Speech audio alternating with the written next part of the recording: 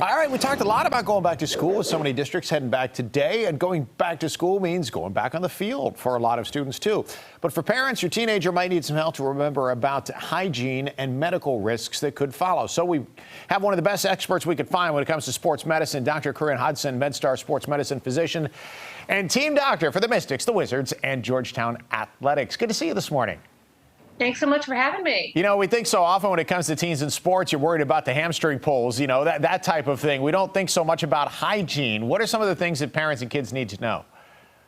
So we got to watch out for those skin infections that are also common. We got to make sure that our athletes are showering before and after athletics, particularly after. Make sure they're not sharing things like their football pads. Make sure they're not sharing towels in particular. Those things can really lead to skin infections, which can slow them down. They can keep them out of sports. How important is that when it comes to something like a towel? I mean, something so simple, right? Whether the team is providing them or you just have one of those students who leaves the same towel in the same gym bag for a week at a time.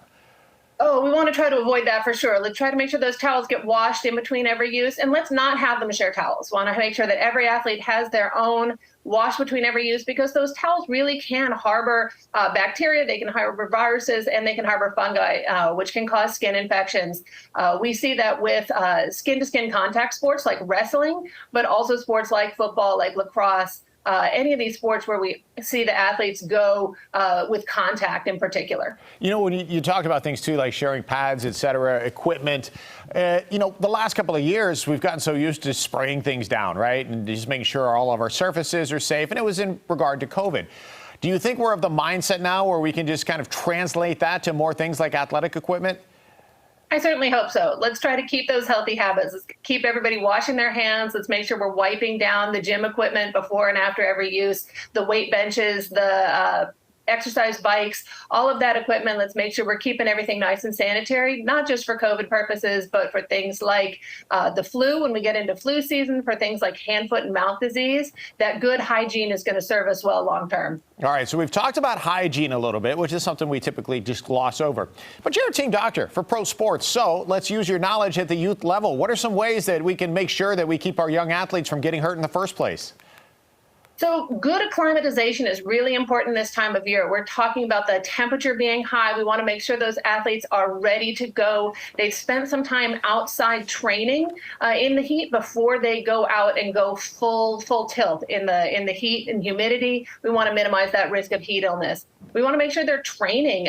So again, they're practicing little by little, not flipping a switch, because if they go from nothing to 100%, we're going to see a lot of injuries, especially things like stress fractures, like sprains and strains. September, October are the times when we see a lot of those injuries in our young athletes, because they've gone from zero or lots of breaks and rest over the summer, which we like, into full go in the fall. That's a really unfortunate way to end their fall season. Sure, especially if coaches expect you to be ready to go, right? And they're going to run you hard from the first workout. When you talk about the heat, because I think this can help everybody, whether you're a pro athlete, a student athlete, or an armchair athlete, how important is that to acclimate? Because, you know, typically here in the summertime, you see those temperatures in the 90s, and a lot of people say, I'm going to work out inside because I don't want to go out in the heat. I know it's a tough call, right? But if you do go out in little doses, does that help you acclimate? What's the easiest and safest way to do that? Absolutely. Cannot overstate the importance of acclimatization, especially if you're going to do an outdoor sport.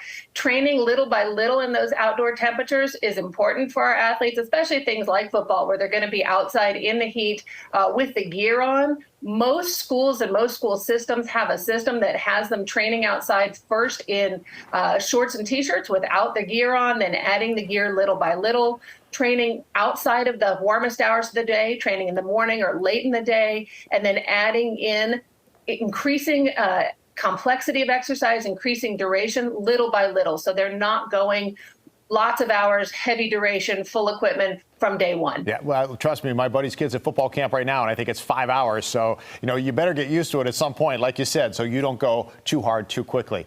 Thanks, doctor. It's always good to talk to you. I appreciate your advice. Thanks so much, everybody. Have a great day and stay safe. All right, you too, and keep all those pro athletes healthy for us, too, so we can appreciate everybody on the court. Thanks, doctor.